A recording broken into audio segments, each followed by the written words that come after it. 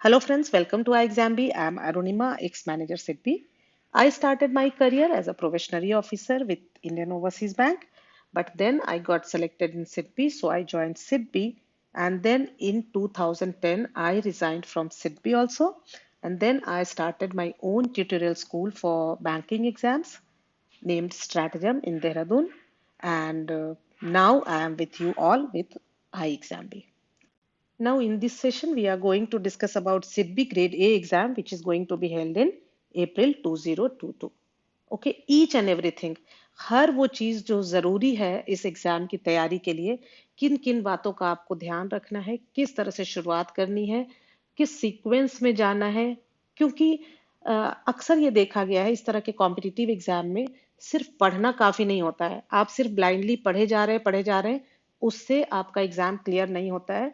मैं खुद ने महसूस किया है कि जब मैं इस एग्जाम की तैयारी कर रही थी तो कई सारे स्टूडेंट्स आई स्टिल फील कि वो मुझसे ज्यादा इंटेलिजेंट थे, लेकिन कहीं ना कहीं उनका सिलेक्शन नहीं हुआ, क्योंकि इस तरह के कॉम्पिटिटिव एग्जाम में आपको एक स्ट्रैटेजी बनानी पड़ती है और आपको सीक्वेंस एंड सिस्टमेटिक मैनर, जो आपकी तैयारी है उसमें क्या चीज पहले करनी है, क्या बाद में करना है, और एक सिस्टमेटिक मैनर में अगर आप करते हैं तो बहुत चांसेस आपके बढ़ जाते हैं। मतलब आप जितना एफर्ट लगाते हो, जितनी आप मेहनत करते हो, उसका जो फल है वो ज्यादा मिलता है, मैं कहूंगी। जबकि अगर आपने बिना किसी प्लानिंग के, बिना किसी स्ट्रैटेजी की आप अपनी तैयारी करते हो तो आपका एफर्ट ज्यादा लगता है और रिजल्ट इतना फ्रूटफुल नहीं होता जितना कि आपका एफर्ट होता है। तो हम इस वीडियो में देखने की कोशिश करेंगे कि किन चीजों का हमें ज्यादा ध्यान रखना है और किस तरह से हम अपनी स्ट्रैटेजी बनानी है। लेकिन उसके पहले I would like to start with a quote. It says, successful and unsuccessful people do not vary greatly in their abilities. They vary in their desires to reach their potential. तो यहाँ पे ability की बात नहीं है। Ability मोर और less, अगर आपने सोचा है कि आपको इस एग्जाम की तैयारी करनी है तो आपको मालूम है कि इस तरह आपका इंक्लिनेशन है। इसके बाद जो एबिलिटी है उसमें स्टूडेंट्स की एबिलिटीज में बहुत ज्यादा फर्क नहीं है। अब ये है, पूरा का पूरा खेल है डिजायर्स का। क्योंकि डिजायर कितना स्ट्रांग है, सी उतना ही आप एफर्ट लगाते हो। ये जो बैलेंस क्रिएट होता है कि आप कितना एफर्ट लगा रहे हो, कितनी कड़ी मेहनत कर रहे हो, वो कहाँ से आता है कि किसी चीज को पाने की चाह कितनी ज्यादा है। अगर आप बहुत ज्यादा किसी चीज को चाहते हो तो आप उसके लिए कुछ भी करने को तैयार रहते हो। सो यहाँ पे डिजायर्स पे ही सारा का सारा दारोमदार है। So I personally believe in this, और मुझे लगता है कहीं ना कहीं ये बहुत सटीक कोट है कि अगर आपकी चाहत है तो आप इतना एफर्ट लगाओगे, इतनी कड़ी मेहनत करोगे कि आप सफलता के बहुत करीब होते हैं। Okay, so let us start now. So what we are going to learn in this video, one by one we'll start from where and how to start. सबसे बड़ा जो क्वेश्चन होता है स्टूडेंट्स का कि कहाँ से शुरू करें और कैसे करें तैयारी। इसका जो आंसर है उसके लिए हमें ये सारे पॉइंट्स समझने पड़ेंगे और फिर डॉट्स को कनेक्ट करना पड़ेगा। Scheme of the examination, examination का पैटर्न क्या है, स्कीम एग्जामिनेशन का समझना इसलिए जरूरी है क्योंकि किसी भी गेम का अगर हमें रूल अच्छी तरह नहीं पता है तो हम गेम को अच्छी तरह नहीं खेल पाएंगे और जीतने की संभावना कम हो जाएगी। इसमें मैं हमेशा एक एग्जांपल देती हूँ कि कोई भी क्रिकेटर है, कितना भी महान क्रिकेटर है, लेकिन पहले से उसको पता होता है, क्रिकेटर तो सेम ही है, मान लो महेंद्र सिंह धोनी है, लेकिन उसको पहले से पता होता है कि आज मुझे वनडे खेलना है, कि टेस्ट क्रिकेट खेलना है, कि 2020 खेलना है, और अकॉर्डिंगली उसकी स्ट्रैटेजी चेंज होती है। उसकी काबिलियत में कोई फर्क नहीं है, लेकिन वो अपने माइंड में अपनी स्ट्रैटेजी बना के रखता है कि वन डे है तो मुझे ऐसे खेलना है, टेस्ट है तो ऐसे खेलना है। ठीक इसी प्रकार आपको पहले से मालूम होना चाहिए, भले सब्जेक्ट सेम हो, लेकिन इस पर्टिकुलर एग्जाम का पैटर्न क्या है, इसके क्या नियम है, सेक्शनल कट ऑफ है कि नहीं, एग्रीगेट कट ऑफ है कि नहीं, टाइमिंग सेक्शनल है कि एग्रीगेट है, ये सारी चीजें, कौन सा पेपर क्वालिफाइंग है, ये सारी चीजें आपको पहले से पता होनी चाहिए, तभी आप प्रॉपर स्ट्रैटेजी बना पाओगे। ठीक है, तो इसको डिस्कस करेंगे। उसके बाद सिलेबस। अब जो सिडबी का नोटिफिकेशन आया है इसमें सिलेबस उन्होंने मेंशन नहीं किया है। सो हम लोगों ने अपने एक्सपीरियंस के बेसिस पे एक सिलेबस क्यूरेट किया है आपके सब्जेक्ट्स, चारों सब्जेक्ट्स के लिए, जिसको हम डिस्कस करेंगे डिटेल में, जिससे कि आपको एक डायरेक्शन मिल पाए। देन प्रीवियस ईयर क्वेश्चंस, हालांकि 2016 में इसके पहले सिडबी का एग्जाम हुआ था, बट स्टिल हम उसकी एनालिसिस को देख करके एक आइडिया लगाएंगे कि इसमें किस तरह का क्वेश्चन पैटर्न होता है। प्रीवियस ईयर कट ऑफ से भी, हालांकि कट ऑफ जो डिसाइड होता है वो डिफिकल्टी लेवल क्या है पेपर का और कितनी नंबर ऑफ वैकेंसीज है उस पे होता है, बट स्टिल फिर भी हमें एक अंदाजा तो लगेगा कि पिछले बार 2016 में इतना कट ऑफ था, तो अभी हमें किस तरह का टारगेट लेके चलना है। देन आपका प्रेजेंट लेवल समझने के लिए ये सारे जो थे एक्सटर्नल फैक्टर्स थे, अभी तक ये 4 पॉइंट्स जो हमने डिस्कस किए, scheme of the examination, syllabus, previous year questions and previous year cut off, ये है एक्सटर्नल फैक्टर्स। अब हम आते हैं इंटरनल फैक्टर पे। अब आप अगर एक मॉक टेस्ट लिखेंगे, मेरे ख्याल से आपको मालूम ही होगा कि आई एग्जाम बी पे सारे मॉक टेस्ट फ्री अवेलेबल हैं। सिडबी का भी मॉक टेस्ट आपको हमारी वेबसाइट पे मिल जाएगा www.iexambee.com। सो मॉक टेस्ट लिखने से आपको अपने वीक पॉइंट्स और स्ट्रॉन्ग पॉइंट्स पता चल जाएंगे, आपको अपना प्रेजेंट लेवल पता चल जाएगा और अकॉर्डिंगली आप अपनी स्ट्रैटेजी बना सकते हैं अलग अलग सब्जेक्ट्स के लिए। अब ये सारे पॉइंट्स को ध्यान में रखकर हम अपनी प्रिपरेशन स्ट्रैटेजी बना सकते हैं और अपने आने वाले दिनों के लिए हम अपना एक टारगेट सेट कर सकते हैं कि किस तरह से कितने कितने दिन में हमें क्या क्या कवर करना है, और फिर बिल्कुल डिसिप्लिन्ड मैनर में आपको तैयारी करनी पड़ेगी, क्योंकि समय बहुत कम है। तो बहुत ज़रूरी है कि अब आप अपना 1 मिनट भी इसमें वेस्ट ना करें।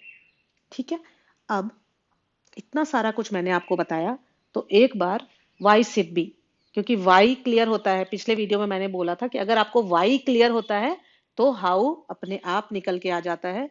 तो इसके लिए जो इसके पहले हमने सैलरी पर्क्स का वीडियो बनाया है, वो उसका लिंक भी डिस्क्रिप्शन बॉक्स में आपको मिल जाएगा। यहाँ पे क्यों सिडबी बाकी ऑर्गेनाइजेशन से बहुत हद तक काफी सारे ऑर्गेनाइजेशन से बहुत बेहतर है, क्योंकि मैं खुद इंडियन ओवरसीज बैंक में एज प्रोबेशनरी ऑफिसर मैंने ज्वाइन किया था, लेकिन फिर मैंने स्विच किया, मैंने सिडबी ज्वाइन किया। एक तो कि जो पोस्टिंग होती है आपकी स्टेट कैपिटल्स में ही होती है, most of the branches are in state capitals only. Work environment बहुत ही अच्छा है, साथ ही साथ जो यहाँ पे सीखने के लिए आपको बहुत कुछ मिलता है, बहुत सारी ट्रेनिंग्स होती हैं, इवन फॉरेन में ट्रेनिंग्स होती हैं, फॉरेन टूर्स होते हैं, अगर आप माइक्रो फाइनेंस वगैरह में हैं तो, या कई सारे डिपार्टमेंट्स में फॉरेन टूर पे आप जाते हैं। जरूरी नहीं है कि वो ट्रेनिंग ही होगी, हो सकता है कोई कॉन्फ्रेंस हो। मैं खुद जब मैं सिडबी में थी तो मेरा पोर्टफोलियो जब माइक्रो फाइनेंस था, तो एक कॉन्फ्रेंस में मुझे इंडिया से 25 कंट्रीज से आए थे लोग, क्रोएशिया में वो कॉन्फ्रेंस हुआ था फॉर माइक्रो फाइनेंस, और इट वाज लाइक कि 25 कंट्रीज से आए थे और हर कंट्री से एक एक रिप्रेजेंटेटिव था, और उनकी कंट्री में किस तरह से माइक्रो फाइनेंस किया जाता है इस पे डिस्कशन था, जिससे कि नॉलेज शेयरिंग काइंड ऑफ, जिससे कि आपस में फिर जो बेस्ट है वो एक निकाला जाए, और दूसरे कंट्री का कोई चीज अगर हमें अच्छा लगता है तो हम अपने अपने यहाँ आकर के अपने ऑर्गेनाइजेशन में उसको इम्प्लीमेंट कर सकते हैं। तो इस तरह से आपको बहुत ही अच्छा एक्सपोजर मिलता है, बहुत ही अच्छी अपॉर्चुनिटीज मिलती हैं, प्लस सैलरी। अभी जो सैलरी मैंने डिस्कस की है, जिसका वीडियो का लिंक मैं शेयर करूंगी, वो रिवीजन के पहले का है। जो भी रिवीजन जो आरबीआई में होता है, थोड़े दिनों बाद वो सिडबी में भी फॉलो होता है। सो जब वो फॉलो होगा और फिर वो एरियर के साथ बैक डेट से आपको मिलता है, मतलब बैक डेट से जिस डेट पे से इफेक्टिव होगा एरियर्स मिलते हैं।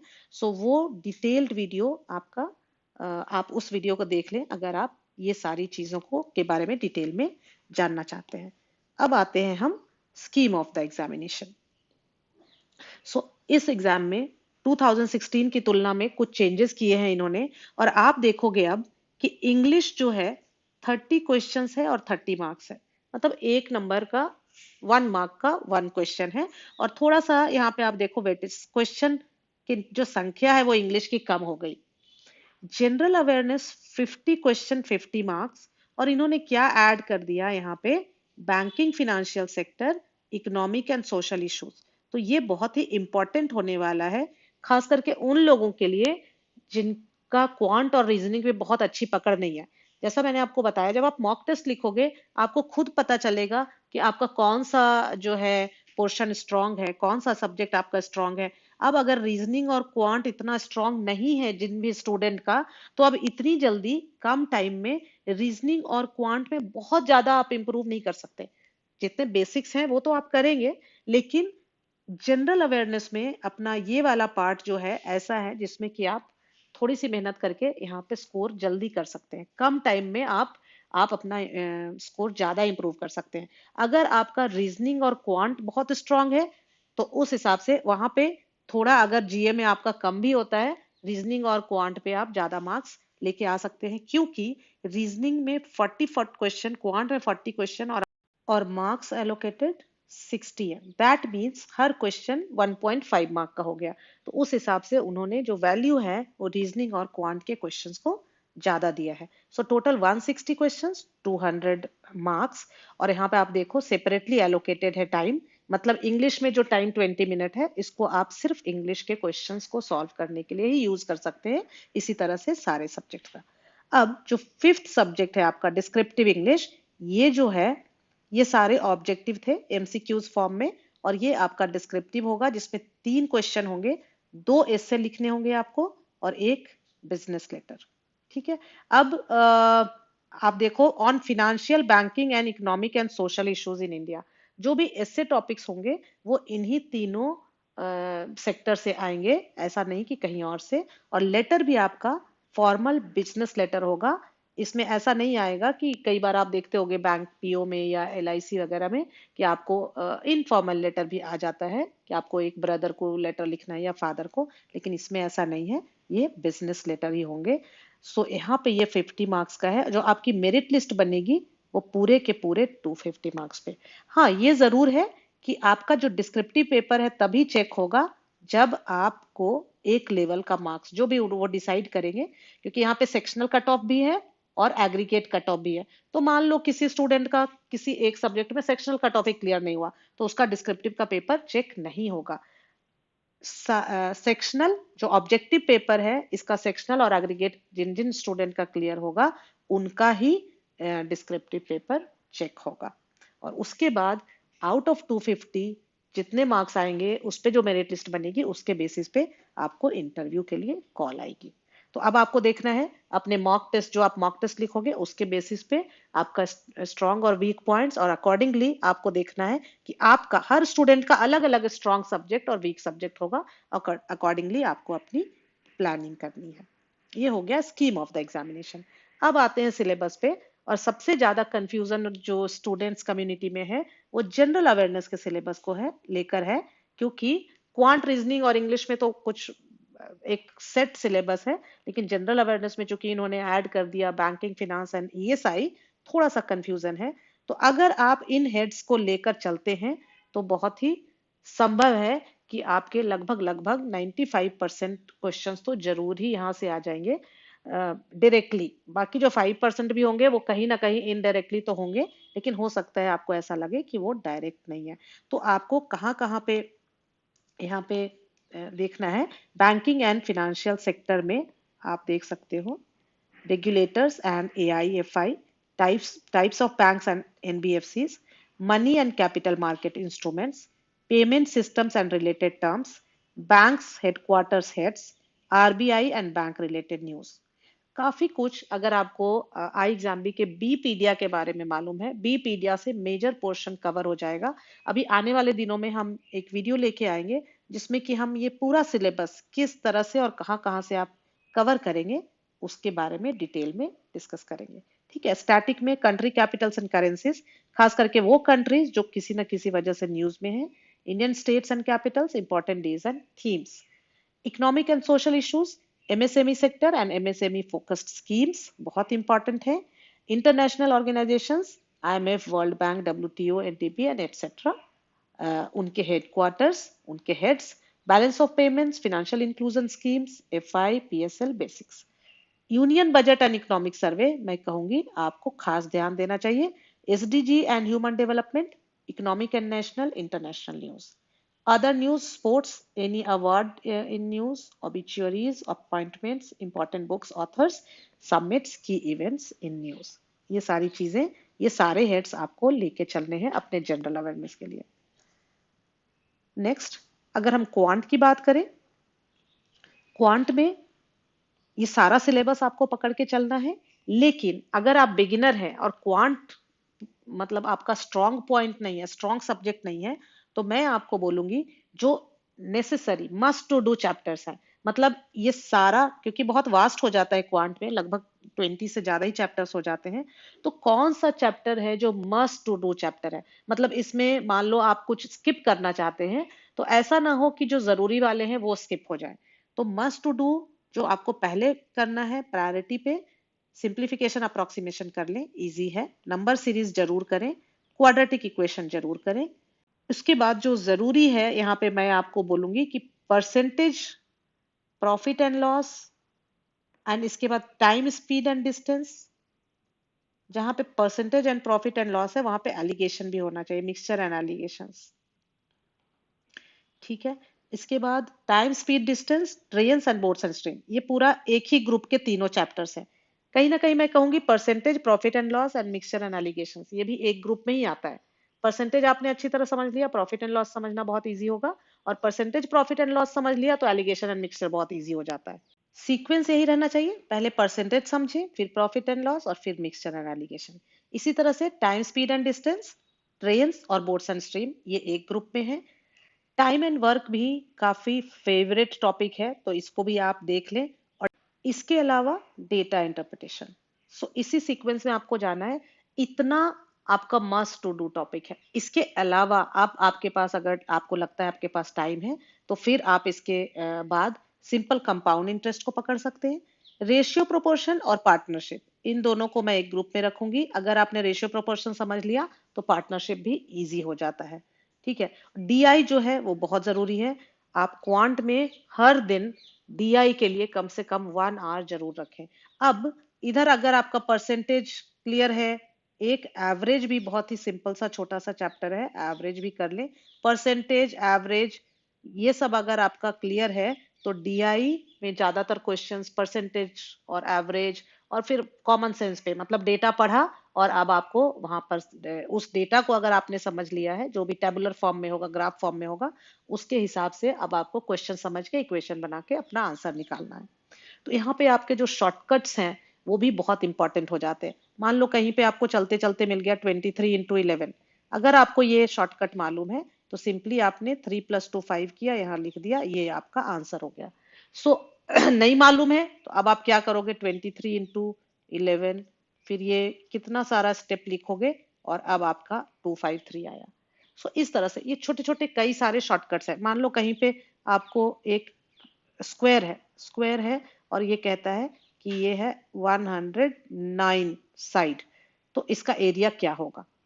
ठीक है। तो आपका, हमें पता है स्क्वायर हो जाएगा क्योंकि साइड है 109। अब 109 का स्क्वायर कितना, बहुत सारा टाइम लग जाएगा, जबकि आपको अगर ट्रिक पता है तो ये हो जाएगा इतना।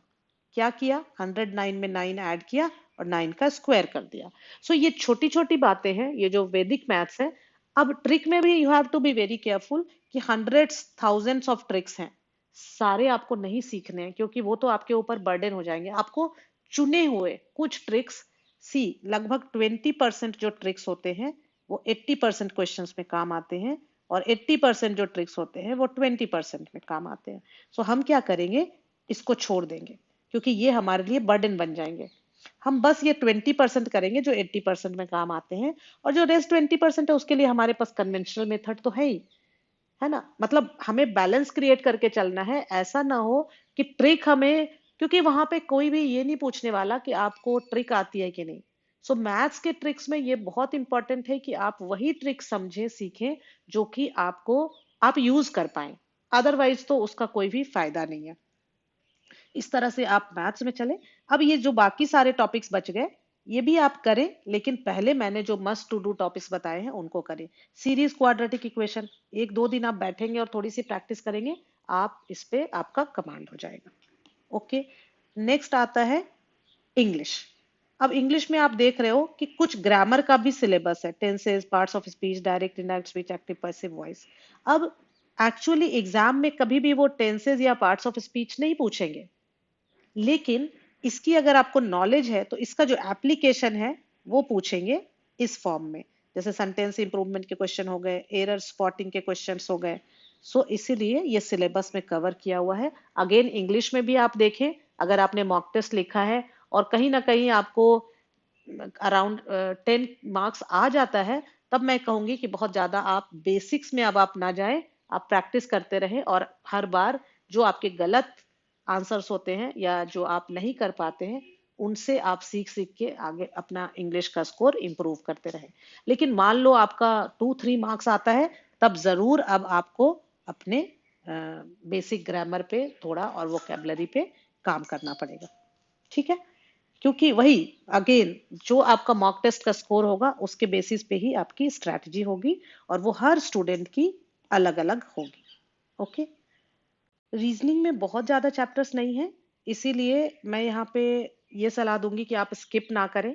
जो एक इजी इजी चैप्टर्स हैं उनको आप पहले कर ले। अब आप देखो रिलेटेड भी है, कोडिंग डिकोडिंग है, आपका डायरेक्शन एंड डिस्टेंस है, डेटा सफिशिएंसी तो खैर सारे जो जितने भी टॉपिक्स हैं उसमें से कहीं से भी आ सकता है। अब आपकी कितनी, मान लो ब्लड रिलेशंस पे आप कितने कंफर्टेबल हो, उस पर डिपेंड करता है कि डेटा सफिशिएंसी में ब्लड रिलेशंस पे जो क्वेश्चन आया है वो आप कर पाओगे कि नहीं। सो डेटा सफिशिएंसी में कहीं से भी क्वेश्चन रहेगा, कोडिंग डिकोडिंग से रह सकता है, ब्लड रिलेशन से रह सकता है, आपका पजल से रह सकता है। लेकिन ये सारे एक एक करके डायरेक्शन डिस्टेंस किया, समझ लिया एक बार अच्छी तरह से, कोडिंग डिकोडिंग एक बार समझ ली, इनइक्वालिटी समझ लिया, सिलॉग समझ लिया, इनपुट आउटपुट, ये आपको एक एक दिन दे करके ये है क्या इसको समझना है और उसके बाद प्रैक्टिस करनी है। ठीक है, लेकिन जो पजल है और सिटिंग अरेंजमेंट है ये आपको हर दिन करना है, क्योंकि आजकल हर एग्जाम में ये देखा गया है कि इसके नंबर, जैसे मैंने क्वांट में बताया कि आपको डीआई हर दिन करना है, उसी तरह से रीजनिंग में पजल सिटिंग अरेंजमेंट हर दिन करना है। और आपको घबराना नहीं है, हमेशा आप इजी लेवल से शुरू करो, क्योंकि एग्जाम में अगर मान लो 4 पजल और सिटिंग अरेंजमेंट के क्वेश्चन है, 4-5, तो 2 तो कम से कम इजी होगा। और तरीका भी यही है कि पहले आप इजी को सीखें और फिर मॉडरेट पे जाएं, फिर डिफिकल्ट पे जाएं। ठीक है, अगर आप उल्टा जाएंगे तो आप कंफ्यूज हो जाएंगे और फिर दिक्कत होगी। सो ये सारे चैप्टर्स यहाँ पे इंपॉर्टेंट है और आपको यही रखना है कि side by side puzzle sitting arrangement को छोड़ करके बाकी को एक एक करके करते जाना है और पजल और सिटिंग अरेंजमेंट हर दिन करना है। एग्जामिनेशन में भी, एग्जामिनेशन हॉल में भी और मॉक टेस्ट लिखते हुए भी आप पहले पजल और सिटिंग अरेंजमेंट के क्वेश्चंस छोड़ के बाकी क्वेश्चंस को करेंगे, क्योंकि ये श्योर शॉर्ट क्वेश्चंस होते हैं। अगर आपको सिलॉग्स पता है तो सिलॉग्स के क्वेश्चन आप कर लेंगे, तो उसको ऐसा ना हो कि पजल और सिटिंग अरेंजमेंट के चक्कर में आपके ये वाले प्रश्न छूट जाए। प्लस रीजनिंग में भी कई सारे छोटी छोटी ट्रिक्स हैं, जैसे आपको इनपुट आउटपुट है। अब इनपुट आउटपुट में हमेशा होता है कि इनपुट है, फिर स्टेप 1 है, स्टेप 2 है, स्टेप 3 है, ऐसा है, और फिर रहेगा and last step, step 4 is the last step, या फिर रहता है सो ऑन। अगर आपने इनपुट आउटपुट किया है तो आपको पता होगा, 2 तरह के क्वेश्चन आते हैं, लास्ट स्टेप और सो ऑन। मान लो इनपुट आउटपुट बिल्कुल आपको आपके पास देखने का टाइम नहीं है, लेकिन एक क्वेश्चन मान लो ऐसा आया कि स्टेप 4 दिया हुआ है क्वेश्चन में और बोलता है कि स्टेप 3 बताओ, तो आप आंख बंद करके इसमें कैन नॉट बी डिटरमिन कर सकते हो, क्योंकि पीछे के हम नहीं पता कर सकते। लेकिन अब यहाँ पे ये ध्यान देना होगा कि ये लास्ट स्टेप होना चाहिए। अगर सो ऑन होगा तो हम पीछे के स्टेप भी पता कर सकते हैं। मतलब हमें एक छोटी सी बात क्या पता चली, इनपुट आउटपुट में लास्ट स्टेप वाला अगर इनपुट आउटपुट है, तो अगर हमसे पीछे के स्टेप, प्रीवियस स्टेप्स पूछे जा रहे हैं, स्टेप 4 दिया हुआ है, स्टेप 1 या 2 या 3 पूछा जा रहा है, तो हमें कुछ भी देखने की जरूरत नहीं है।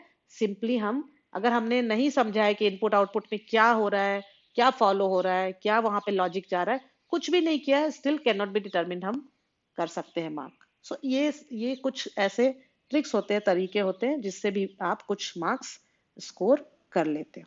ठीक है, अब जो 2016 में पेपर हुआ था ये इसका एनालिसिस है। सो आप देख सकते हैं ये पूरा जो जितनी भी ये इसका पीडीएफ आपको डिस्क्रिप्शन बॉक्स में मिल जाएगा, तो आप वहां से, मैं ये बोलूंगी ये जितनी चीजें हम डिस्कस कर रहे हैं, examination pattern, syllabus, exam analysis, previous year cut off, ये आपके स्टडी टेबल पे हमेशा होना चाहिए, क्योंकि हमेशा आपको डाउट आ जाएगा। हो सकता है एग्जाम से 10 दिन पहले आपको कहीं पे डाउट हो जाए कि अच्छा क्या था, एग्जामिनेशन कितने मार्क्स का था, रीजनिंग कितने मार्क्स का था। तो ये हमेशा हमेशा आपके टेबल पे होना चाहिए। ये बहुत ही यूजफुल होता है, हैंडी आप रखें, जब भी जरूरत हो आप देख लें। ठीक है।